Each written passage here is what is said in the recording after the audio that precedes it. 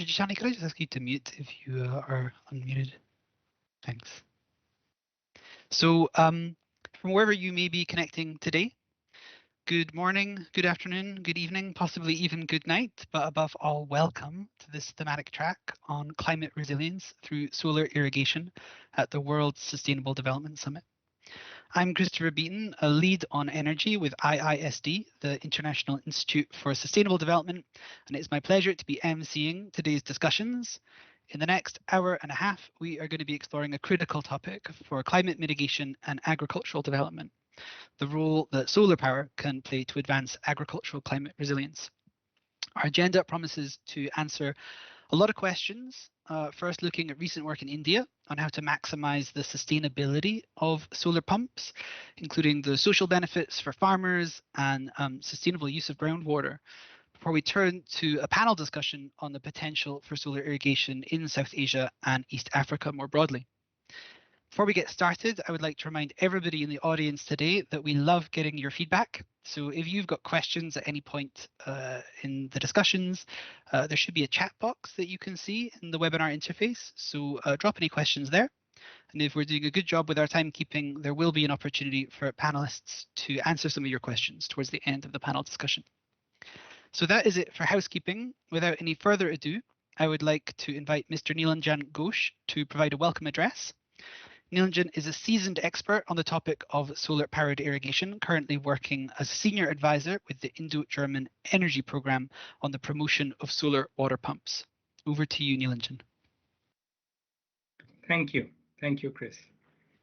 It's an absolute honor and a privilege to welcome you all to the 21st edition of World Sustainable Development Summit, and particularly to this important and contextual thematic track of climate resilience through solar irrigation.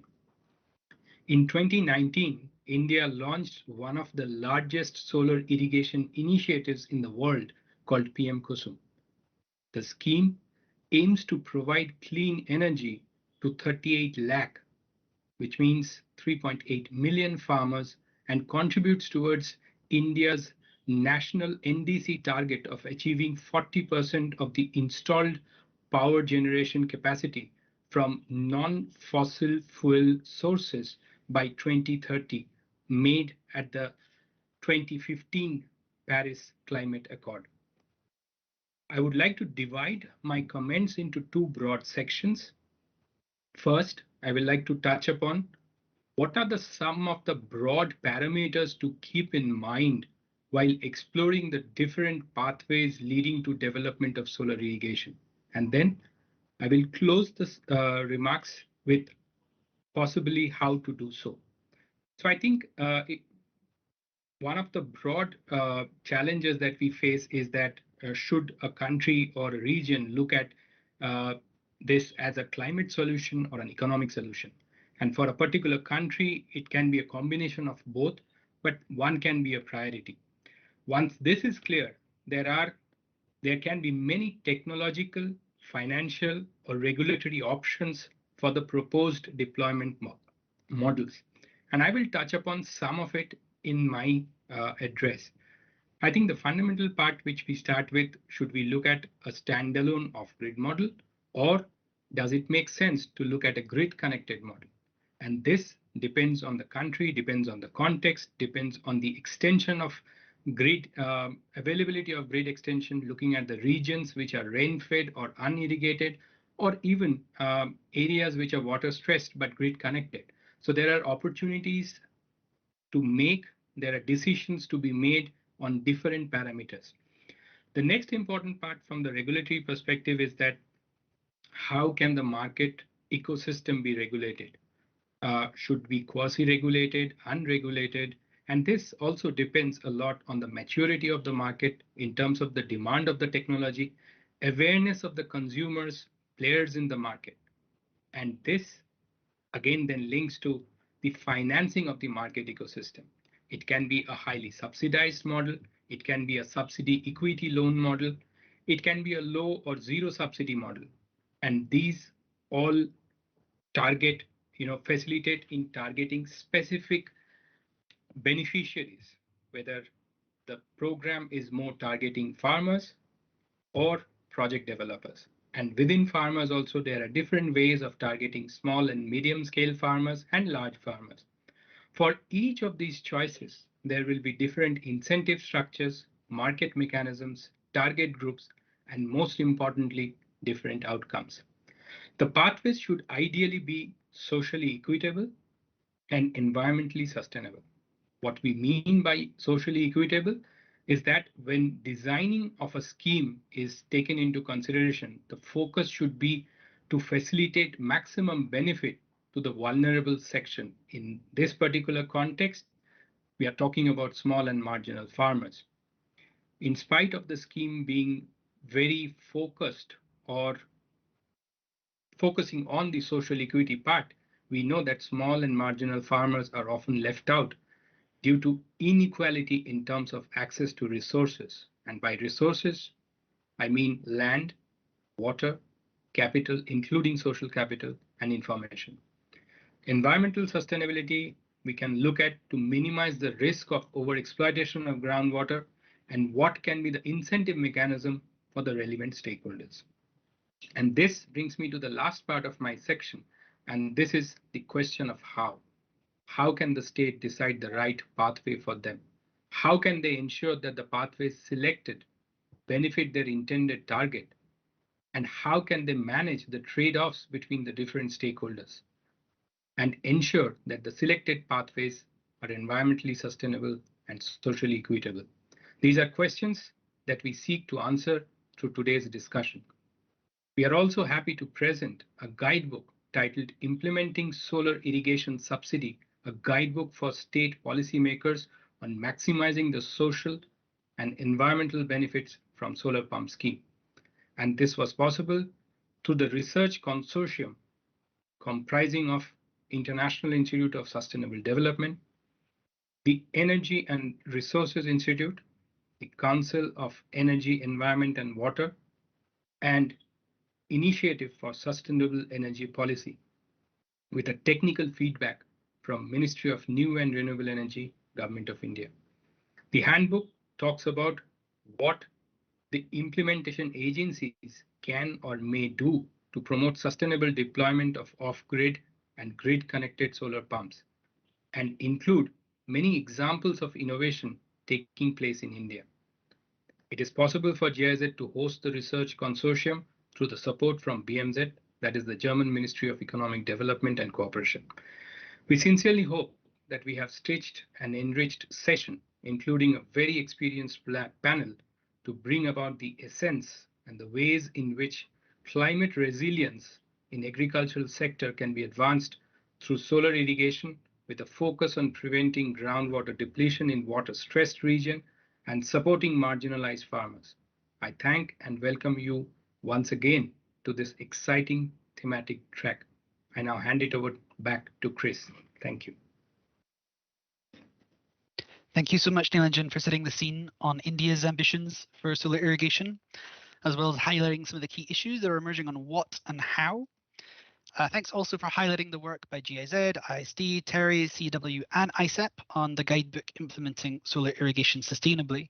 I think there's a huge amount that can be learned from India's leadership on this issue, and we're now going to turn to Siddharth Goel to provide a presentation on key findings from this guidebook.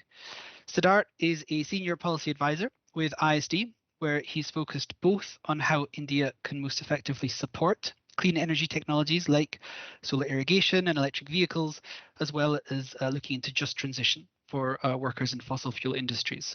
Over to you, Siddharth. Thank you, Chris. Just let me know when you can see my slide deck, please.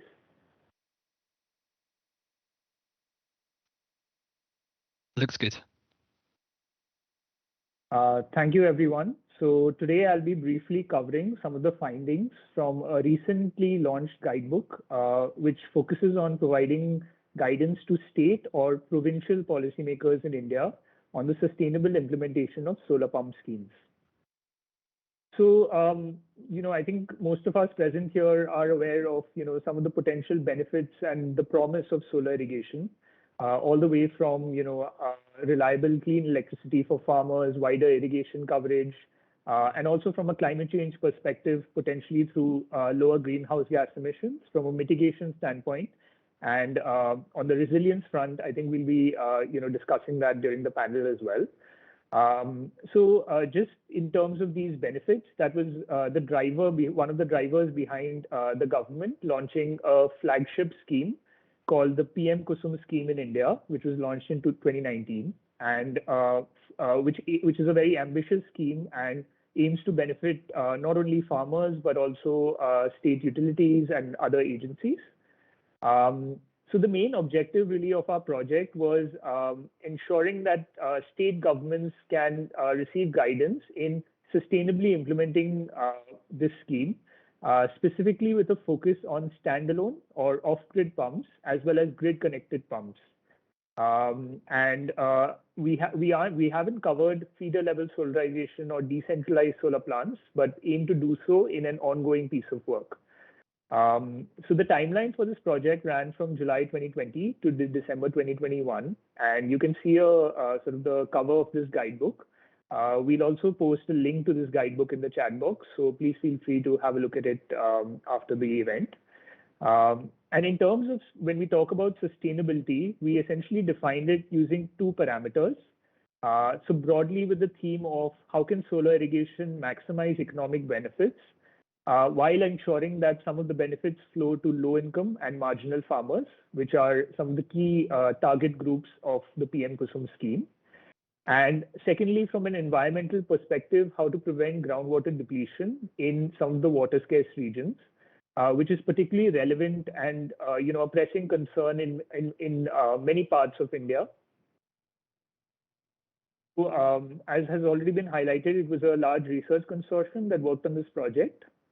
Some of the sort of the key data that fed into this process were we conducted case studies on solar pump schemes which had been previously implemented in 3 states. We also did a survey of 3,200 farmers in Haryana, in the states of Haryana and Jharkhand, to really bring out field level data on the perception of farmers and awareness of farmers on solar pumps vis-a-vis electric and diesel pumps. We also tested some of our recommendations during state roundtables, to check whether they were practical and implementable, and integrated some of the feedback directly from state officials into the guidebook. Apart from the work that was done by the consortium, we also brought together some of the existing research that's been done by many great organizations, such as IWMI, KPMG, and many more, to ensure that this guidebook sort of brings together all of the existing knowledge on solar pump schemes in India. I should also flag that, while this guidebook focuses mainly on India and is relevant for the Indian context, there are some lessons which, could be implemented in other countries. We'll flag some of those as we go along in the presentation. So broadly, our findings during this project were that there are 5 key strategies that states can adopt to boost, or to maximize some of the benefits of solar pumps. We'll touch upon each one of these in the presentation. The first is coordination. So, coordination appears to be, almost like a default solution for all public policy problems. But it's particularly relevant in solar irrigation schemes, just given that they sort of touch upon every element of the water, energy, and food nexus. So an intervention in one area of the nexus can cause unintended impacts in other parts of the nexus. And typically, how governments are organized is there are different departments or different agencies that are responsible for implementing schemes in each element of this nexus. So it's very important that agencies coordinate amongst each other to ensure that they maximize the benefits of these schemes and minimize some of the negative externalities. So typically under the PM Kusum scheme, one agency is designated as an implementation agency in a state, which has a responsibility, for ensuring the distribution of pumps. But at the same time, it's very important to leverage the strengths of some of these other agencies across the value chain of a solar pump scheme. So we've highlighted some of the main agencies that can get involved in different parts of the in different elements of a solar irrigation scheme. And it's very important both from the perspective because some of these agencies may have previous knowledge. They may have implemented pilot projects or other schemes on solar pumps. And at the same time, they can help feed into some of the decision making around the design and the implementation of the scheme itself at the state level. From a farmer's perspective, again, coordination is very essential because our survey in Jharkhand and Haryana found that farmers are most comfortable reaching out to Gram Panchayats, irrigation and agriculture departments for information and knowledge on irrigation. So in many states, renewable energy agencies have been designated as the implementation agencies of the PM Kusum scheme. But given that the end beneficiary is the farmer, it's very important that these agencies reach out to other departments to ensure that both farmers receive the right knowledge and the awareness of these solar pump schemes. At the same time, it's also very important that the actual implementation agency develops sort of channels of communication directly with beneficiaries, as a separate GIZ KPMG survey has found that the after-sales experience is much better when there is a communication channel between implementation agencies and beneficiaries. So in the guidebook, we've highlighted some broad strategies that can help improve coordination, which states can obviously adopt based on their own local context. Each of these strategies, we've highlighted case studies where it has been implemented in a certain state and either has been successful or there have been some lessons that can be shared with other states across the country. I'll just highlight maybe one or two. So the first is an interdepartmental body, which is a dedicated implementation-focused working unit and includes officers on deputation from different state agencies. So this can essentially help in the entire value chain of implementation, as we highlighted, from awareness generation to beneficiary selection to monitoring and evaluation. The main really drawback of such a body is that it requires adequate financial resources, which means that it needs to be budgeted in the initial scheme design. An interesting example of this was the Rajasthan Agriculture Competitiveness Project, which was a World Bank supported organization. And in some of the pilots that this body conducted, it was found that it led to higher crop productivity and also lowered some of the water usage compared to the baseline numbers. One more sort of important partnership is with financial institutions. So it's important that states sort of reach out to financial institutions, both to help finance their subsidy contribution and improve access to credit. We'll touch upon this more in the subsequent section on financing. From coordination between different bodies, it's also very important for there to be convergence between different schemes. So as I had highlighted, there are different schemes being implemented by different agencies. So some of these schemes can help in improving water use efficiency or expanding irrigation coverage. And as part of this project, we helped update the CEW solar pump site selection tool, which is a very practical implementation-focused tool and can help states identify the right districts for implementing specific water, energy, food nexus policies and converging them with solar irrigation. So we've shared a couple of sort of samples of pictures from this portal. And this portal it's publicly available. It's open access, so states can sort of use this to sort of build on their decision-making process. Next broad section is focused on affordability and financing. This has been highlighted in most of our interviews as one of the biggest challenges in implementing solar irrigation schemes, just given the high upfront cost of solar pumps.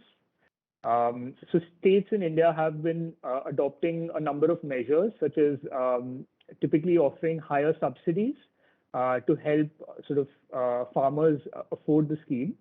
However, that increases the cost of financing for different states, and then it also becomes harder to sustain those subsidies over time. So states really need to sort of have a balancing act in how they sort of approach financing. We've proposed a few strategies that they can adopt. Some of these are already underway in India, and some of these can be sort of adopted. Other models, for example, the community ownership model has been successful in other countries, and we hope to hear more, on that experience from East Africa and South Asia today. So broadly, the broad strategy is it requires a joined-up approach between central governments, state governments, and financial institutions to tackle affordability. Some of these can be through negotiating better prices of solar pumps through bulk procurement, reducing the costs of lending for financial institutions. And again, states can adopt a number of different measures, such as payment security facilities and loan default guarantee funds. These have already been implemented in certain pilot projects. So we've highlighted the experience of some of these institutions in the guidebook. Apart from sort of supply side interventions, states can also adopt certain measures to boost farmer income. So as we highlighted, we've also covered grid connected pumps. So these are typically bi-directional pumps, which allow farmers to also sell electricity back to the grid. And essentially that can help boost farmer income. Apart from that, states can also provide universal solar pump controllers, which are these devices that allow farmers to use the energy generated on non-irrigation days for other activities, such as cold storages and food processing units. Finally, one more thing to highlight is, since we've talked about convergence with other schemes, it's important to note that, it could typically increase the cost for farmers. So it's important that there are certain measures that states adopt. So for example, converging PM Kusum or solar irrigation with borewell support schemes or with improved water efficiency schemes. So for example, in the state of Rajasthan, where a number of solar pumps were deployed under the 2011 scheme, the state offered almost a 90% subsidy on micro irrigation techniques, which helped small and marginal farmers be able to afford both water efficiency technologies as well as the solar pumps. And then finally, from a state's perspective, there are certain strategies they can adopt to sustainably finance solar irrigation. Again, we've highlighted these strategies based on different case studies. Most of these have been implemented in one context. So just quickly to run through them, one is coordinating with other policies. So that can help reduce transaction costs and combined resources. Then reducing subsidies over time to align with falling panel costs.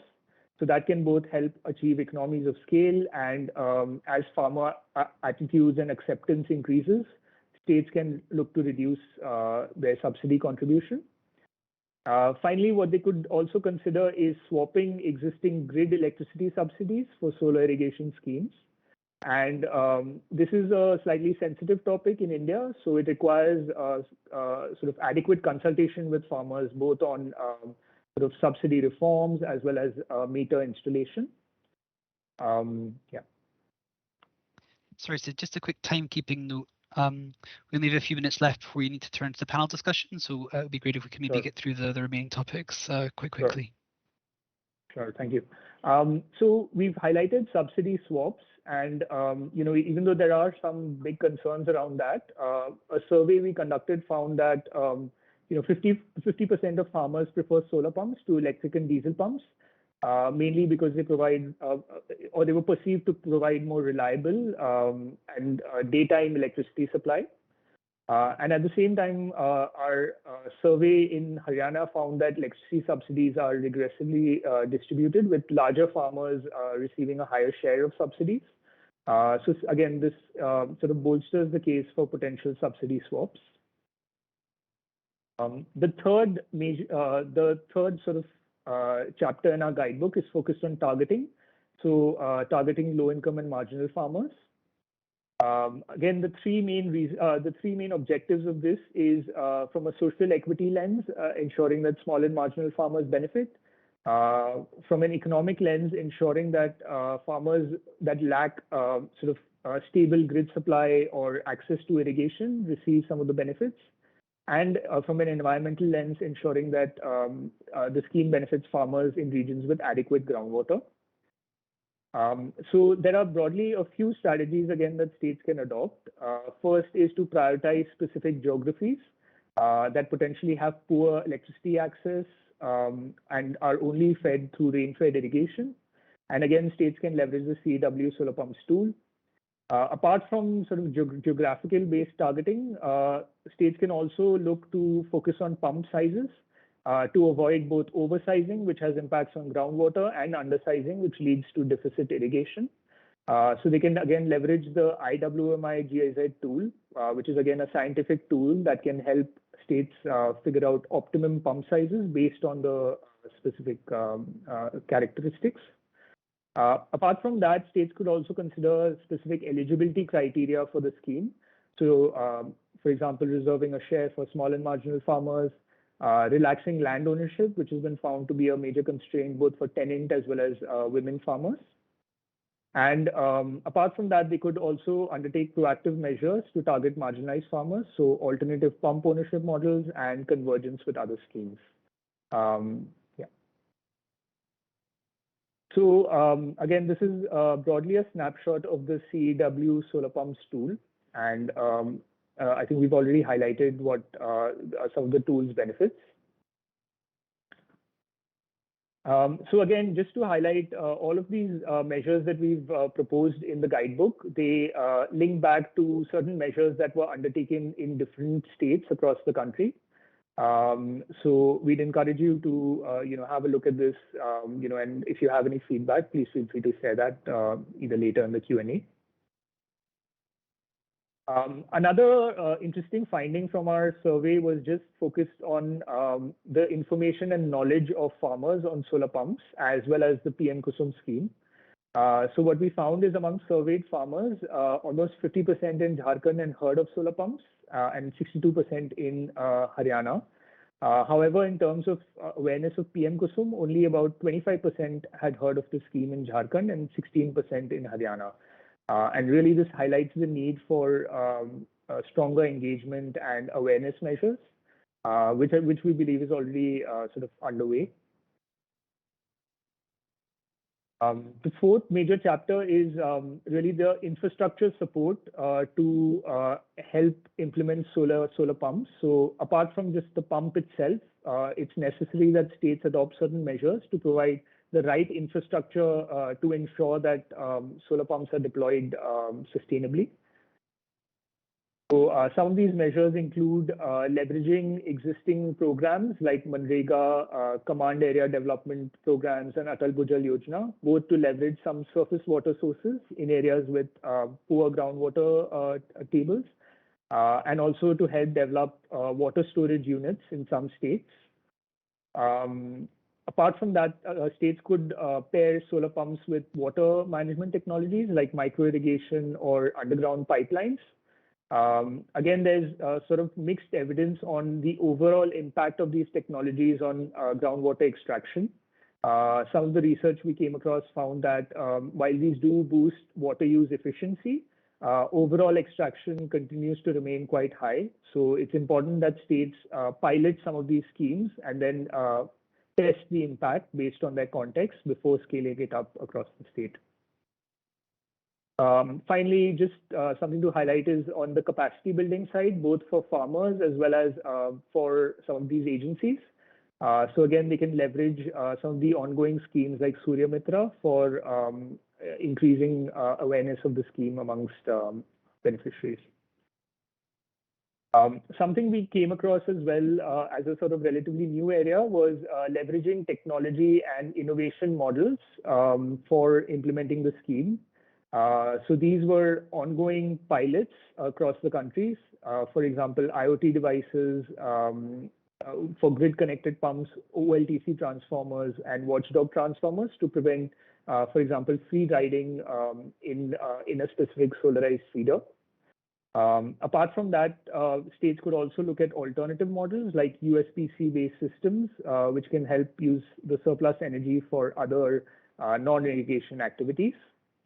Again, with these technologies, they're an area where there was limited evidence. So it's again very important for states to pilot some of these technologies and before actually scaling it up across the state. Finally, something we've highlighted in the guidebook is for grid-connected pumps. It's very essential for states to design appropriate feed-in tariff mechanisms to incentivize the optimum use of the solar pumps. Both, from a farmer perspective, ensuring that the feed-in tariff is lucrative or remunerative enough for them to participate in the scheme, and also at the same time ensuring that it's financially viable for discoms or electricity utilities to actually undertake the project. So we've highlighted the examples of 3 different states that have adopted these mechanisms. Sorry to squeeze you for time, Sid. If you could try to wrap up in the next minute, that would be great. Sure, thanks. Finally, the last chapter was on monitoring and evaluation. So again, monitoring the impact of these schemes on farmers and on groundwater resources. So we should highlight that MNRE has launched a SCDM platform, which is a solar energy data management platform. And it's a platform that hosts sort of different data and parameters, both relating to scheme processes. So for example, applications, subsidy dispersal, etc. And at the same time, it focuses on outcomes. For example, number of farmers that have been reached or megawatts that have been installed. However, at the same, and this links to RMS devices, which are remote monitoring devices that have been implemented at the farm level. However, apart from only collecting data, it's very important to also assess, more comprehensively, what is the impact of some of these schemes on sort of social and environmental outcomes. So states could consider sort of reaching out to independent agencies to conduct evaluations. They could also reach out to agriculture and irrigation departments to conduct field surveys on an annual basis or semi-annual basis to assess, to test the data quality coming from these RMS devices, and also to assess some of these impacts. So we've just highlighted again some of these, the different parameters that are captured, and which agencies can be involved in actually monitoring and taking action on some of the data that's been collected. So this is again online remote monitoring platform. It's already been implemented in Gujarat and is in an advanced stage of development in many other states.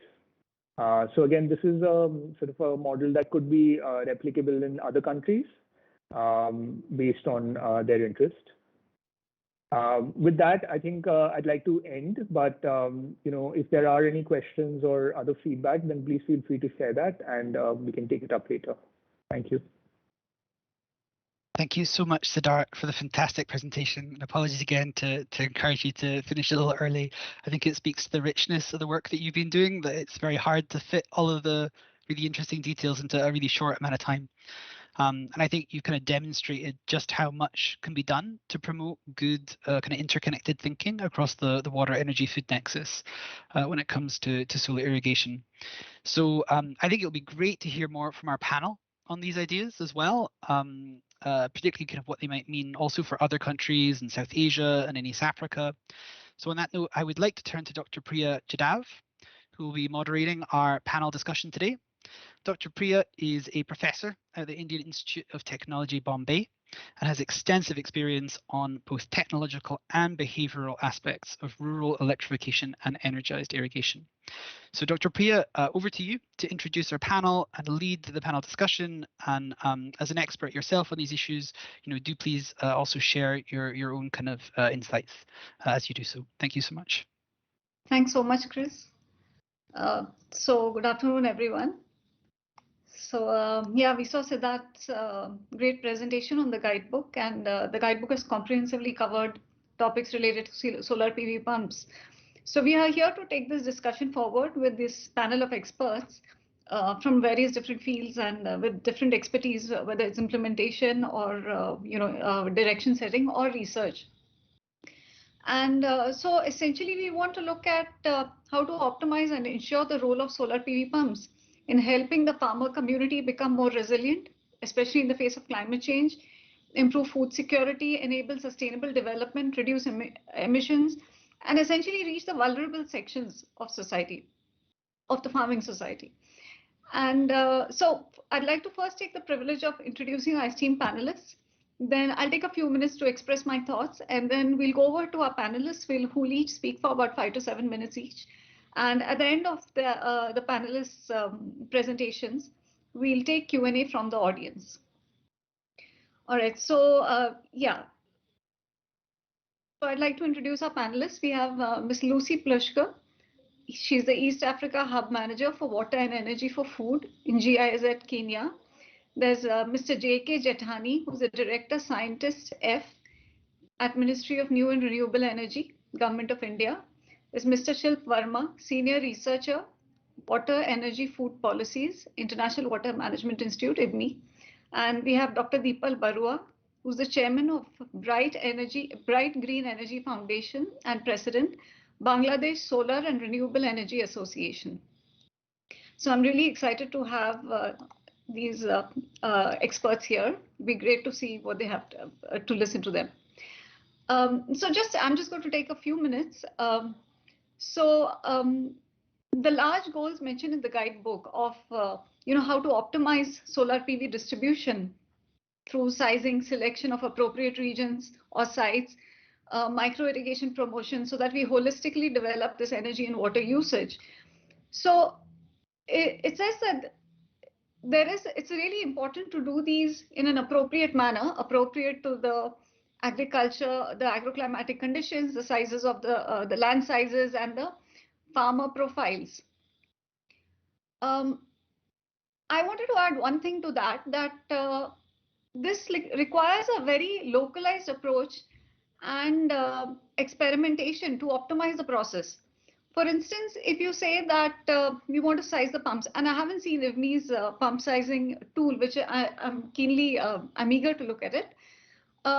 So some of the complications that I've seen on the field about sizing pumps where micro irrigation is concerned are things like farmers use micro irrigation for certain crops, but not necessarily for others. It depends on the type of the crop, the type of the irrigation practice, etc.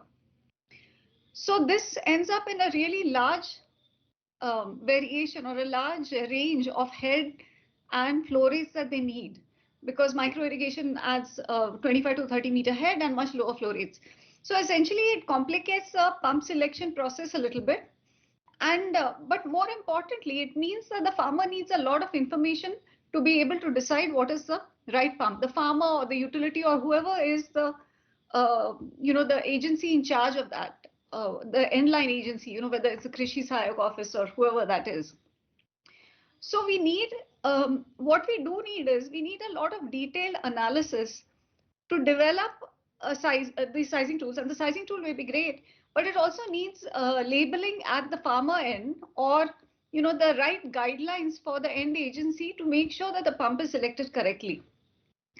And this is a confluence of various things. It's a confluence of having technical know-how, as well as being able to survey and analyze the farmer's requirements, as well as being able to know how to communicate it to the farmer. This is a kind of an interdisciplinary initiative, and it's also very localized and regional. So I think that involving colleges would be a great initiative in each of these things that have been proposed in the guidebooks. This not only will help the outcomes of the programs, but it also helps academic development, because it gives this kind of a all-round education, very hands-on education to students. And this is some of the work we do in our department, which is why I'm talking about it. It can be a great thing for engineers, and that's kind of the future of engineering, a very interdisciplinary engineering approach. It looks at the whole environment and sustainability. So that's one of the things I wanted to say. Also, one thing that Siddharth brought up about evaluation, he mentioned many agencies, but I think again academia should also be involved in these evaluations, because it takes a kind of a different viewpoint and a different approach if it's academic and if students are involved. So this is some of the things. These are some of the things I wanted to say, and yeah, I'm very excited to be here. So thank you for inviting me, and I will now introduce each of the panelists and invite them to speak. So our first panelist. Yeah, Miss Lucy Plushko. Once again, she's the East Africa Hub Manager for Water and Energy for Food GIs at Kenya. Lucy, please go ahead, and you have the next 5 to 7 minutes. Quite a few. All right. Well, thank you for having me. And I was asked to reflect on sort of how solar irrigation can contribute to climate resilience, which to some extent is already sort of covered in the guidebook for sustainable solar irrigation. But perhaps a little bit more of a bit of an additional perspective from East Africa here.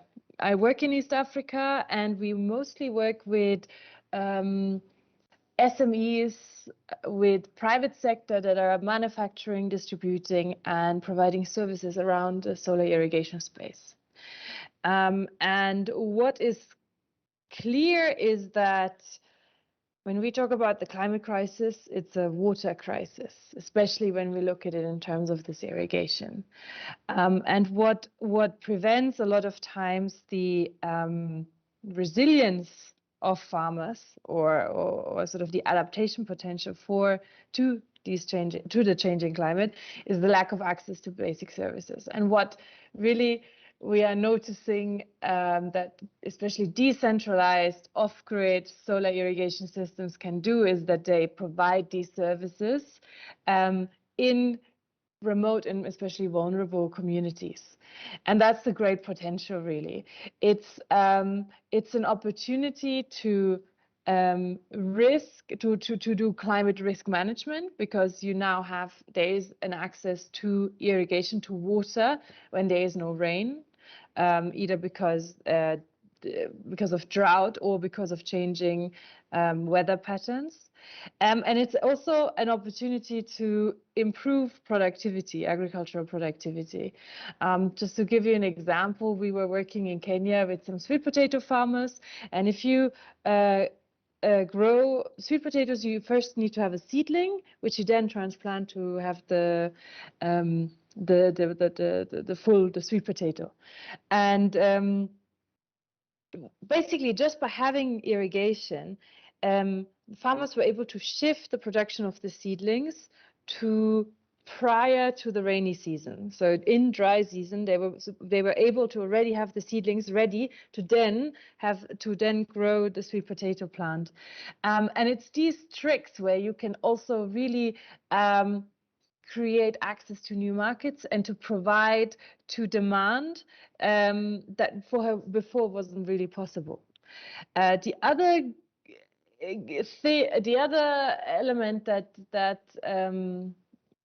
to give you another example, is really that solar irrigation can help change farming practices and to adapt them to the changing climate. We have one example where we're working with a company in Somalia, and they are providing solar irrigation to pastoralists to manage grasslands. So they on one hand irrigate, but also they're using a rotational grazing system. And either that's offered on a pay-go basis, or even they accept goats as payment. But what it does is it is possible to reach communities that normally don't have access to these services, and that provide it provides an incentive to also change farming practices. And those are two elements that in the report come out really strongly. On the one hand, I would agree that there is no such thing as a single-use system. Wherever you have a farmer, or wherever you have access to water, rather, you make use of that water, be it in the household, be it for livestock watering, or to selling to your neighbors, or to use in the homestead garden, but you make use of the water. And what we're also seeing is you make use of the energy. So farmers very often then dismantles the linkages between pano and pump, and or maybe they're even able, because the system allows for it, plug into other appliances, lighting, phone charging, but also more and more the multiple uses. And I would agree that multiple uses of both water and energy are really, on one hand, need to be considered in the design, but also this is really where the future lies, where you make the most of this of the investment is eventually if a farmer invests in a solar irrigation system. Then the other trend that we see in East Africa, but I'm sure this also reflects in other ways, is solar irrigation providers are very much moving to other services as well. So they're providing more holistic services around, soil testing, advice on irrigation scheduling, advice on crop rotations, weather forecast, be it IoT enabled or not. And it's these services that really then help farmers to properly adapt and also make the most out of it in terms of production. We've also seen a trend in terms of access to finance to either offer pay-go or in-house financing to farmers, or to set up close partnerships with microfinance or with financial institutions in the country that then very specifically provide asset loans to customers that are interested in solar irrigation. And yeah, this is some first reflections. I'm happy to discuss a little bit more. Yes? So yeah, Lucy, just one question. So yeah. Do you have any thoughts about the structural implementation so that we reach the marginal, the more vulnerable beneficiaries? Like how to prevent elite capture? Do you have any thoughts on that? Like, either women farmers or very vulnerable farmers? Anything about the structuring of the scheme that you could say? So we work very much with the private sector, and when we're looking at private sector, it's less subsidies, even though smart subsidies can probably help a lot more people, but also we're looking at private finance in that sense. So what opportunities are there for farmers to have very specific microloans designed for them that meet sort of their needs, so considering seasonality, considering giving them a grace period to repay, offering services, advisory services that I mentioned, in addition to the loan that has been granted. And I think there is definitely, I think especially in East Africa, access to finance is the biggest barrier especially for poorer communities to access solar irrigation. And what we do see is that especially MFIs and local saving associations, they're really looking into how to link the finance with the extension services. And I think that's a key element to reach and to empower especially poorer communities, I would say. And then if we think a little bit more, because there was a question around gender as well, how do you engage more women? I think there's actually a lot of potential in solar irrigation to do things that maybe weren't there before. For example, in Kenya, we work with an association of female electricians that go out to install and set up these solar systems, and they show women and men how to use it. But sometimes even having a female electrician is a whole new approach to sort of engaging and training then the users of the pump. Also, the fact that a lot of these pumps you can monitor and you can turn on and off per app by your phone helps a lot of women to save time. Instead of going to the field, they can, in the morning when it's the best time to irrigate, take care of the children or of the house or whatever the role is really in traditional societies, and save time, but just by being able to have a bit of an automized system set up. Yeah, but to wrap up, access to finance is the most important. Yeah. Thank you. Thank you. Okay, so our next panelist is Mr. J.K. Jethani, who is the Director Scientist at MNRE. Mr. Jethani, there's just a few questions I have. You could, answer these or discuss whatever else you think is relevant. So PM Kusum is one of the largest solar irrigation programs in the world. And in your experience, what were the major challenges faced in implementing the scheme and how were they addressed? I have one more question. I'll just propose them both together. Solar irrigation can strengthen vulnerable farmers by expanding irrigation access to small and marginal farmers. At the same time, it can help reduce emissions. Now, what is the government's strategies and various approaches to solar PV for irrigation? For instance, utility scale solar or AG feeders or off-grid solar pumps. And have there been any studies or analyses that have been conducted or are planned to find the most optimal pathways given the seasonality of irrigation, because these things would matter a lot considering the seasonality of irrigation. So this kind of analysis, is it something that's planned? Yeah, over to you, Mr. Jethani. Thank you. First of all, I will thank TERI for inviting me in this discussion. So I'll just come to the second question first. So we have around 30 million pumps in the country. 22 million are the grid connected and around 8 million are the diesel pumps. So under PM Kusum, we are targeting to solarize these pumps in different phases. Initially, target was 22.75 million pumps, which was further enhanced to 3.5 million. And you are aware that a few days back our minister has said that we'll replace all diesel pumps in the agriculture sector by 2024. So definitely we are going to expand the scheme further. So these grid connected pumps, they say, are consuming around 200 billion units, which is around 18% of the total electricity in the country. And if we see how much energy is being from the renewable energy, it is around 25 to 30% if you consider the large hydro and other non-fossil sources. So practically 75% of the electricity in the agriculture, we say that it is being used from the conventional sources or from the thermal also.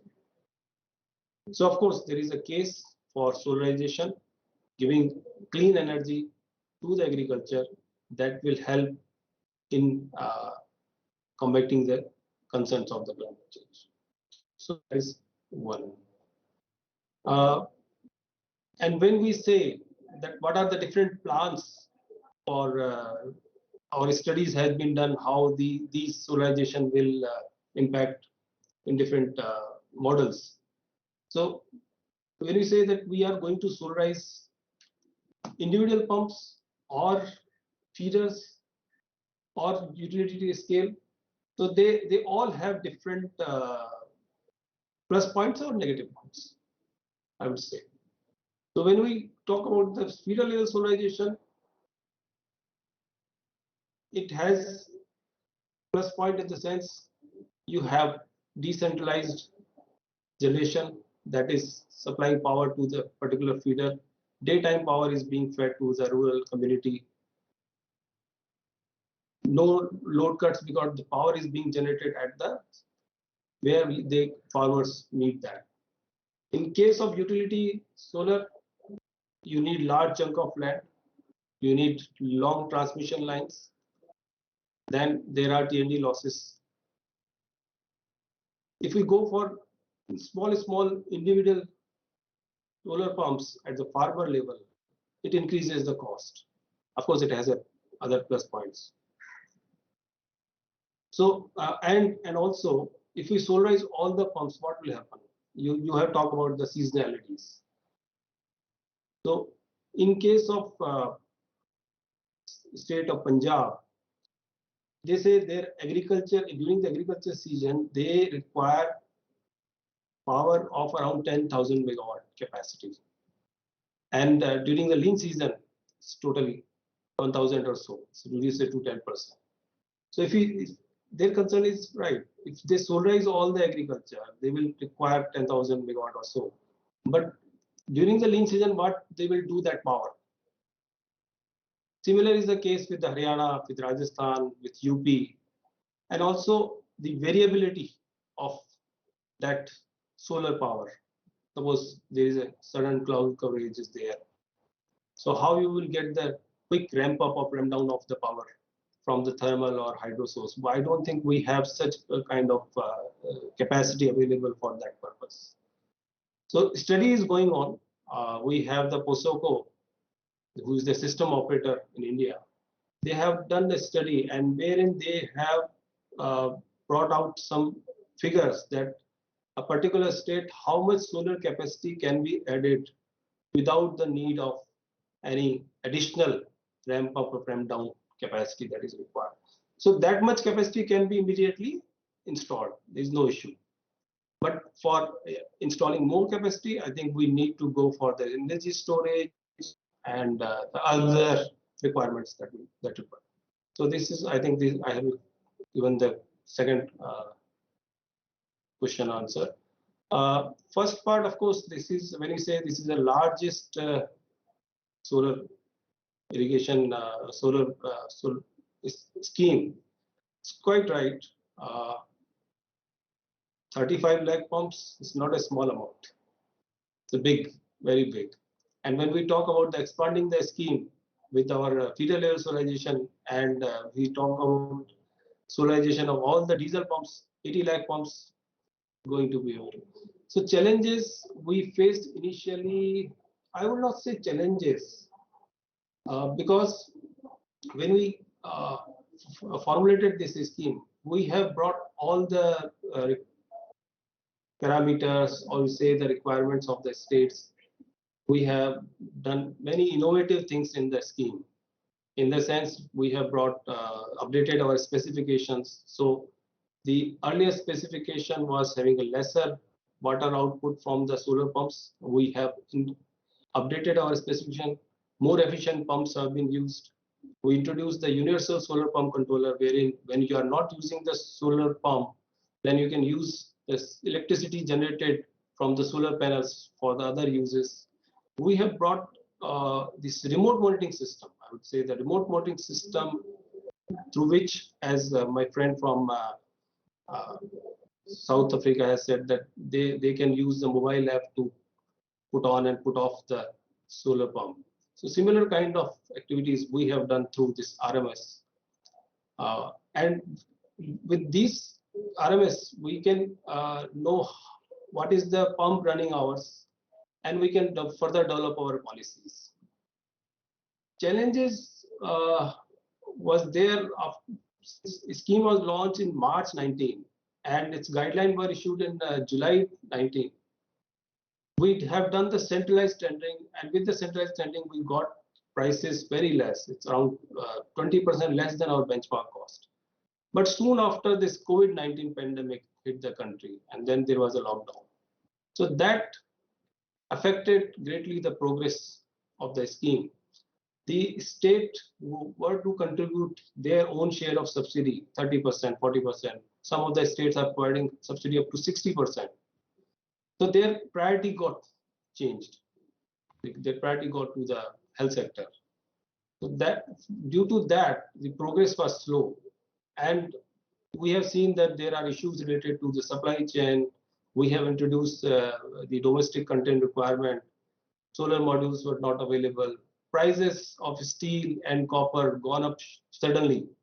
So that were the initial challenges. So far as challenges, I say on financing, I don't think for component B there was any challenge. In a sense, if we take 5 HP pump, the cost of 5 HP pump is around 250,000 rupees, and subsidy given by the central government or the state government is minimum 60%.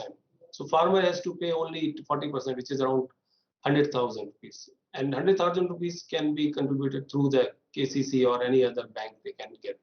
So that was not a big challenge, I will say. The challenge was there in component A and component C. In component C, because the farmer is already getting a free electricity or very subsidized electricity, then why he will go for solarization of pumps and contributing 40% of the cost. Component A is a bigger plant. So I think this is what I want to say. Thank you. So I'll go on to Mr. Shilp Verma, Senior Researcher, Water, Energy, Food Policies, IWMI. So Shilp, I have a few questions. You could address them or speak about whatever you wish. Is promoting solar pumps enough to address climate resilience? And what could be some of the social and environmental concerns, especially in South Asia? How can these concerns be addressed? IWMI has been at the forefront of piloting new models of solar irrigation. What has been the rationale behind some of these models, and how can local and national governments scale them up in the coming years? Can technology play a role in addressing concerns like groundwater depletion due to over extraction of water? What has been your experience in Gujarat, and what more can be done? So over to you, Shilpi. Shilp. I'm so sorry.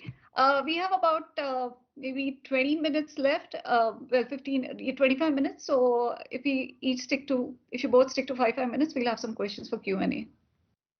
Okay. Thanks, Priya. I hope everyone can hear me. I'll first start by talking about the sizing tool that Priya, you also mentioned, and Siddharth also mentioned in his presentation. The sizing tool is basically a decision support tool.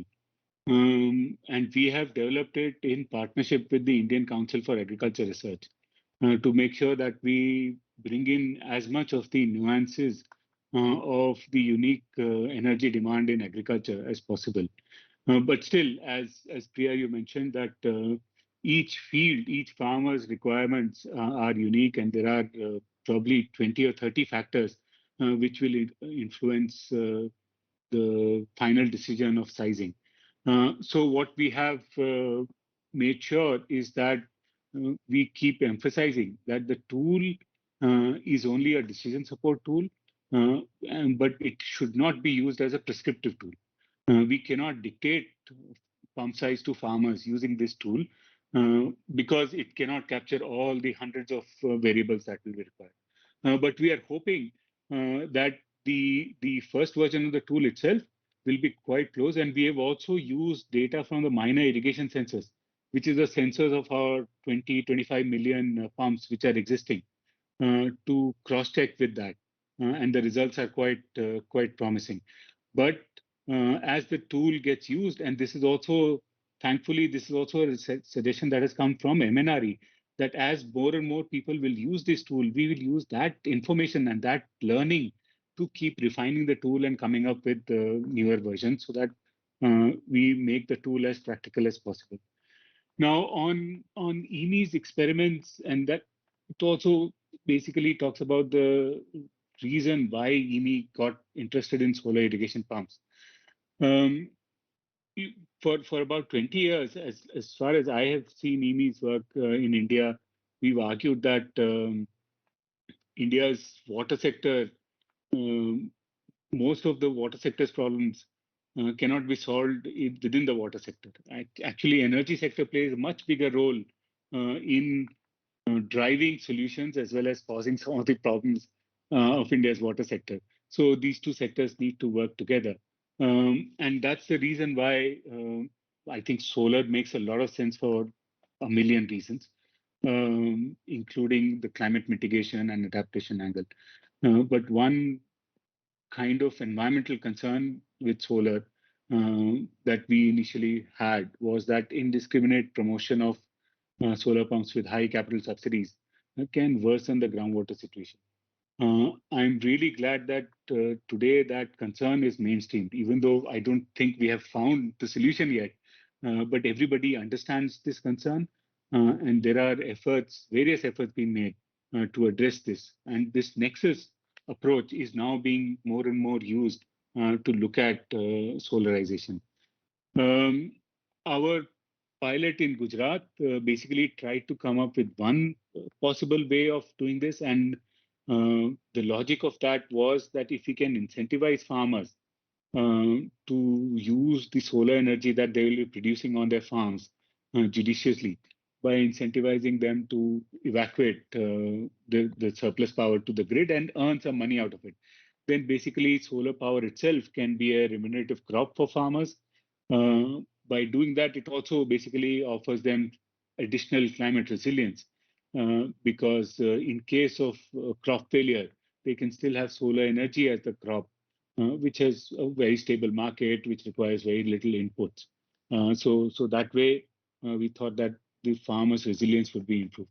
But the other less talked about pilot of EME is in Bihar. And there we try to address one concern that you also raised. How do we make sure that the small and marginal farmers also benefit from solarization? Even today, I think electric and diesel pumps, the capex is not very high, but still only a third of the farm households have their own pumps. 2/3 of the farmers depend on these pumps. So there is a mechanism through which the existing pumps can also service non-pump owners. We just make sure that the irrigation service markets that are created through solar pumps are also buyer-friendly. And that's the experiment which we did in one village in Bihar, where we have set up these solar irrigation entrepreneurs. Each of them is a solar farmer himself or herself, but they are also servicing 80 to 100 farmers. And the service that they're providing is much more reliable than that provided by diesel pump owners in that context. And the effective cost of irrigation is only 1/3 of what it used to be. So that is one possible way of making sure that even the farmers who cannot immediately afford to buy their own solar pumps, even they can benefit from solarization. I think that Siddharth's presentation was quite comprehensive, and it's very difficult to dispute almost any of the recommendations. But I think that there needs to be much more nuanced thinking in each of them. For example, he also mentioned that everybody understands that coordination among sectors is important, but how to get it done is a different ball game. I just want to add one small last point on this remote monitoring system. I think it's a fantastic thing because we cannot truly understand the impacts of solarization on farmers' income and on things like groundwater unless we monitor them well. But even now, all the remote monitoring system data, I don't even know if it is being compiled in one location. And even if it is compiled, it's not available in the public domain. There is nobody analyzing it.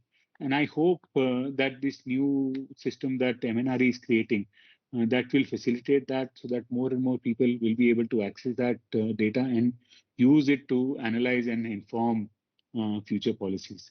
So that's where I'd like to stop for now.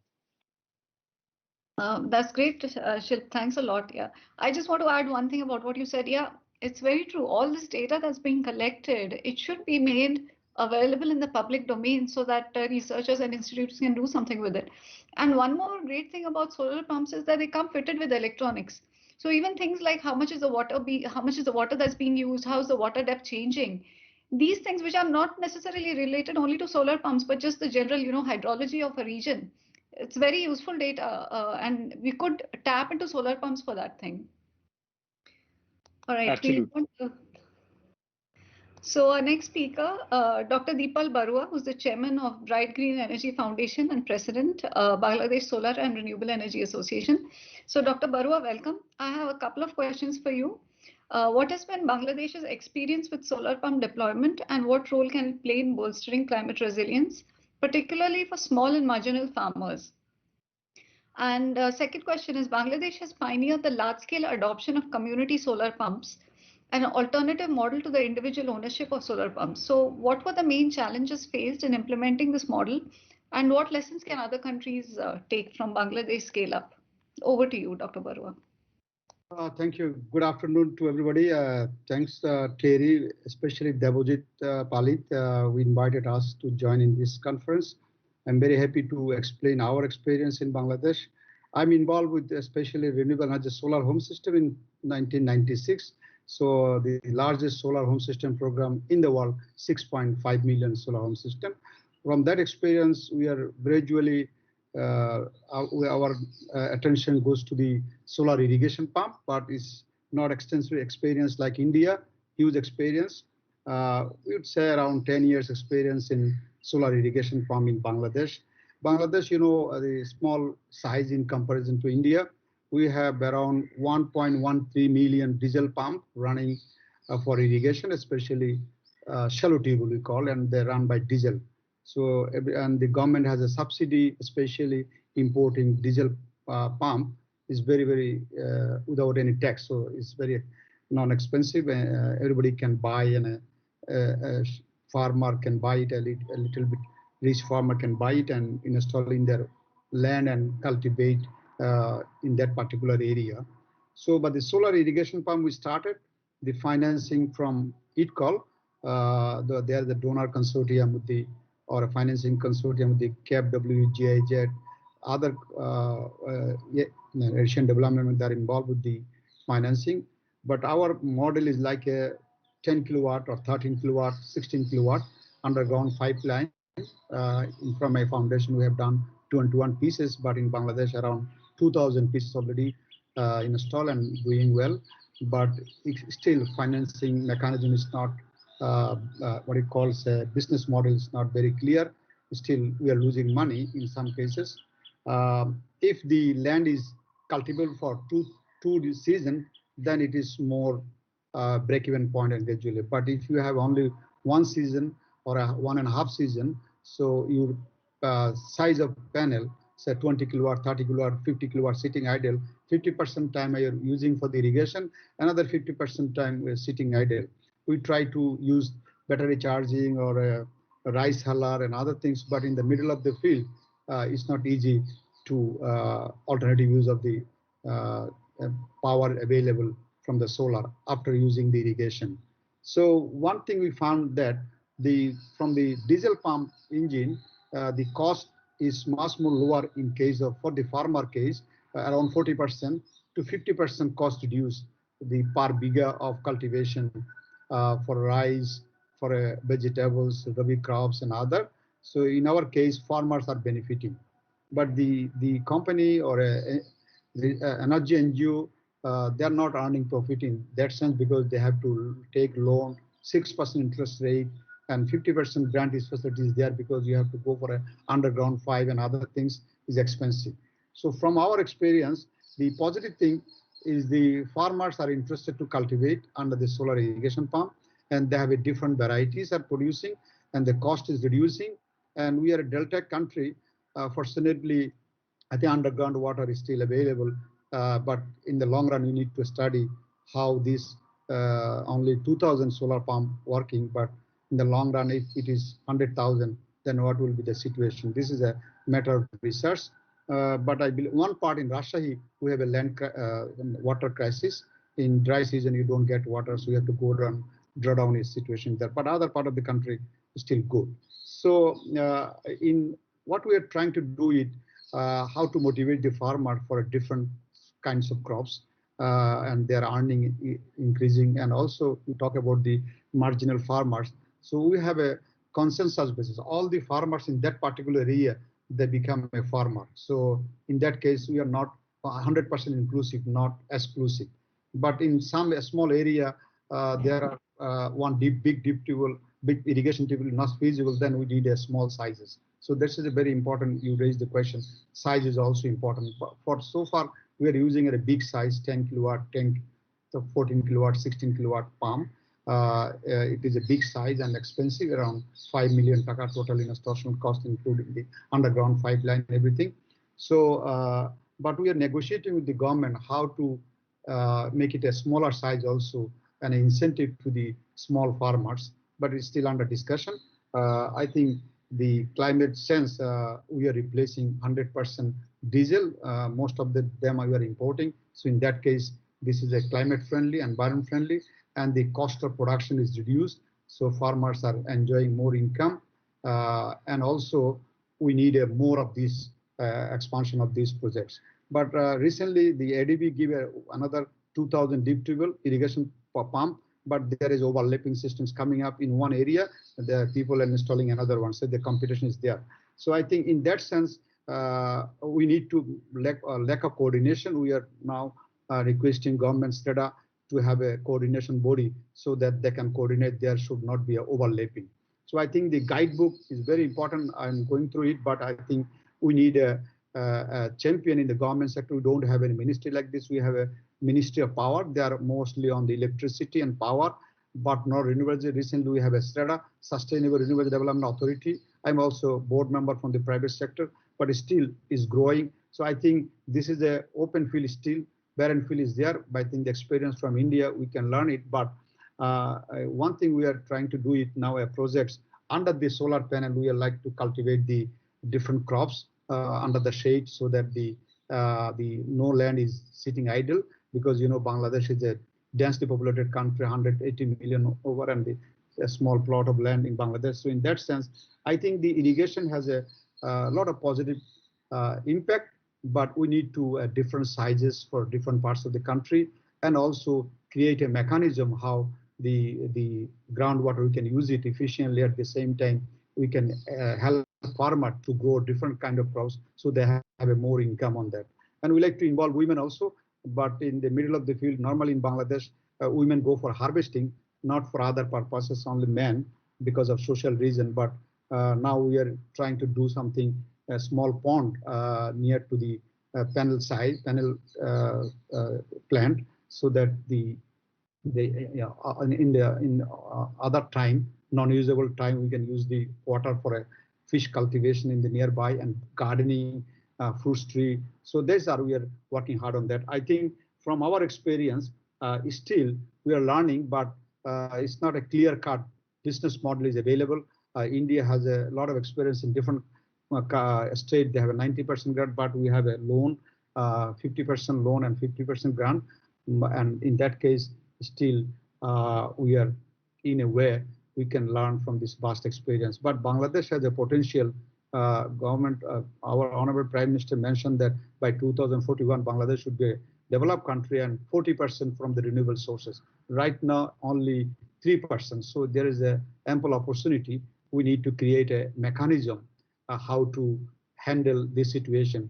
That's why we are looking for a renewable energy division, and the STRATA can be strengthened, and training capacity at the farmers level, at the institutional level, and also planning how we can replace a 1.13 million irrigation pump run by diesel should be a solar irrigation pump. There is an ample opportunity. Recently, we have integrated one of our solar pump to the grid line. We transferred 3 megawatt electricity from our plant for last 2 years, but we don't get yet any price of this, but we are negotiating how to get the price from the government utility company. So this is a negotiating level, and STRATA already introduced the net metering policy, but it is not 100% implemented at the ground level. So this is our situation. We have a best experience in solar home system, and irrigation is coming up. We can take help from the guidebook and the discussion. Thank you. Thank you, Dr. Barua. So thanks to all the panelists. Let's see if we have any questions from the audience. Do we have any questions?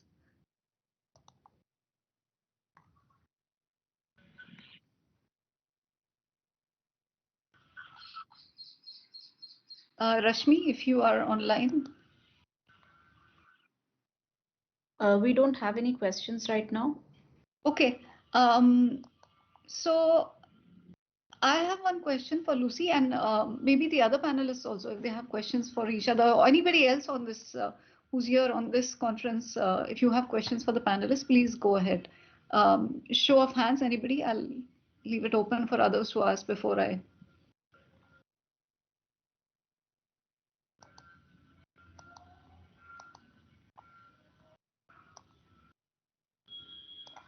Okay. So Lucy, I thought that, involving women in the implementation, that was a really interesting model, because, targeting women farmers as such for solar pump scheme is it's hard to find the marginal kind of women farmers who might use it. But this would be directly benefit women who are naturally needy because, who's going to come for such a training otherwise? So what was your experience with that and how was it designed? Were they given technical training? Can you say something about that? Yes, so actually, this is a group of women that have founded an association called WISE because they felt that in the energy sector there is a dominance, a male dominance. Most electricians, most engineers are men, or they tend to be men. This is in Kenya.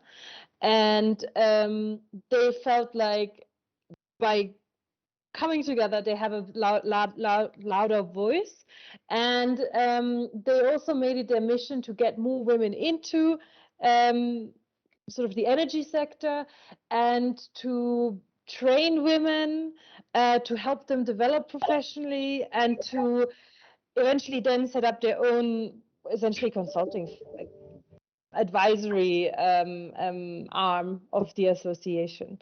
And so we came across them because it was very interesting to see what they were doing. And they were also telling us, we're doing more and more on solar irrigation, and really this could be an area where we see a lot of also potential just in our own work. And then we started working together. We have a SPIS toolbox, which basically is a training toolbox for advisors to just give a basic understanding of like, what is a solar irrigation system? How do I use it? What do I need to do to maintain it?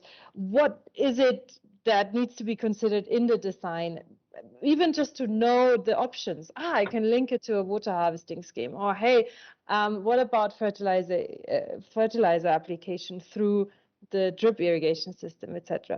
So the toolbox is that was developed as a multi-partner initiative, and then they are using this to go into the field when they are setting up solar irrigation systems to train those that are using it. And I find it, and this is men and women, but of course, as you are saying, sometimes it's easier to talk from woman to woman, and they've really had a great impact in reaching all kinds of different communities and really spreading the word of what solar irrigation is. Great, thanks, Lucy. I hope, Mr. Jetani, that maybe in India also something like this could be taken up for women to do either maintenance or follow-ups on the solar PV pump scheme, because I know that a lot of villages under various MNRE have installed solar PV panels for drinking water schemes, and some of them are not operating or they're defunct, or there are various issues. So these kind of things do need some follow-up, and perhaps women could be trained to do that. All right, so it's already almost 4:08. I'll hand it over to Debajit now. And thank you so much for inviting me. It's been great. Thank you to all the panelists. We've had a great discussion here. I think all the listeners must have enjoyed. So thank you, Debajit, for inviting me, and over to you. Thank you, Priya. So it has been a wonderful discussion on a very relevant topic, and I must thank you for diligently moderating the session. I also thank all the panelists right from Kenya, from Bangladesh, and from India for sharing their great views on this important topic. Now, we have been undertaking this project as a consortium since the last 3 years, if I am correct, this one, and we have also published a couple of reports on the causal loop and trying to understand the causal loop of the water energy food nexus, and then what could be the policy prescription and implementation modalities for to advance this water energy food nexus. And I would request my colleague Rashmi to paste the link in the chat box so that everybody can download these reports and may have a look. Probably they can also gain from it. Of course, these are meant for the policymakers, but I think it would be good for others also to have a look at it and could be useful for their work also. Now, I think while India and many other countries are advancing their irrigation model using solar energy, and rightly so, given the fact about the climate resilience and other. But I think we also need to take cognizance of the sustainability aspects. A lot of issues related to solar irrigation of which like extracting the water at their own will without any regulation and other things. And I think these are important aspects. And so we have to see it from the lens of water, energy and food nexus on how we can advance this particular agenda, given the fact that Mr. Jethani rightly mentioned about the use of electricity. Almost like 1/5 of the electricity is being used for agricultural purposes. And a few years back, we did a study, and this one was trying to understand the type of subsidy that is being provided, or free electricity that is being provided for groundwater irrigation. And what we found is that almost the industrial tariff, the revenue from the industry sector is completely subsidizing the agricultural sector. And there is no way that tariff could be increased for the industries because it has already reached its peak. And if we increase the tariff for the industries would become uncompetitive. So I think while politically it is easier to put forward a free electricity for the thing, but I think we need to increase the efficiency and use solar and other sources so that the DISCOM don't face the problem of this one of providing free electricity to the agricultural sector. But at the same time, we have to see that the agriculturists are also not suffering because there is no electricity. This one, so we have to keep everything in mind and address this problem. This one. So I would like to thank all the participants for attending this track, and would also invite all the participants and the panelists to the remaining sessions of this WSDS World Sustainable Development Summit 2022, especially the valedictory session at 7 p.m. Indian Standard Time, which will be roughly 3 hours from now. So please join in at the valedictory session, and we hope that we will come out with few more reports, and then we'll be able to share them with you all. And collectively, we can also learn a lot of things and take the sustainable agenda for solar irrigation forward. Thank you so much. Thank you all. Thank you. Thank you. Bye-bye. Thanks. Thank you, everyone.